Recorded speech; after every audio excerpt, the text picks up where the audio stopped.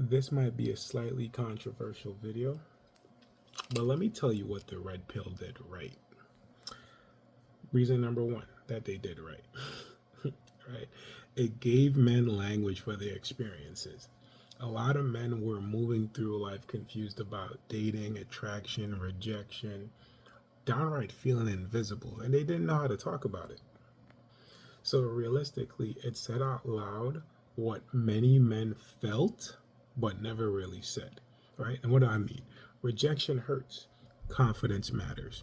Not everyone gets treated the same, right? And external attractiveness really does influence dating outcomes. Right or wrong, it gave a structure to feelings a lot of men couldn't share. And I think that's important to acknowledge. Two, it forced conversations about male emotional pain. That's a big one, right? Before the wave, before the whole red pill movement, when men talked about feeling lonely or replaceable or rejected or even unseen, right? A lot of them responded with, yo, just man up, try harder. It's okay. You shouldn't think about it too much. Things will mellow out. Life happens. You may be thinking about, damn, I'm 30. I don't have a wife or kids and da-da-da. And it sucks. It sucks. A lot of men were affected by that. Men are really affected deeply. So this was a well-needed conversation.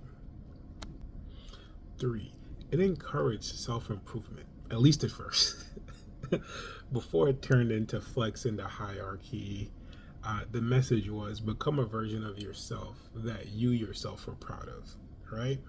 It promoted gym discipline, financial growth, improving confidence, but before it became monetized, it really did have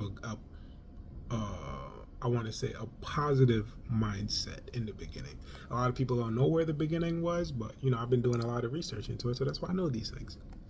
Right? A lot of things men don't do is develop a proper way to communicate. They don't even talk about boundaries or being accountable for your habits. So having these conversations for men, especially on accountability, it helps. It helps a lot of people who felt lost and needed structure. Right? Reason number four, it challenged unrealistic modern dating narratives. I was going to say nuances, but I think a narrative is a better word, right? A lot of people used to say looks don't matter, confidence is all you need, just be nice, there's someone for everyone. And red pill realistically said there are dynamics at play and attraction isn't just random, right? And it's annoying, and the way they said it wasn't right, but it forced an honest and at oftentimes uncomfortable conversation that many people needed to have, right? So yeah, I think that's important. And then the last one, and I've mentioned this before, it created a community. Men, especially lonely individuals, finally felt like they weren't alone. Gave a sense of belonging. It gave a sense of camaraderie, even if it was severely imperfect, right? Now, again, I already made videos on where it went wrong and why it went wrong. But again, simply put, the best thing about the red pill is that it validated feelings men were told to hide. Now, highlighting, it didn't offer the healthiest solutions. It didn't. But it opened the door to conversations that society constantly avoided. And I believe that's important.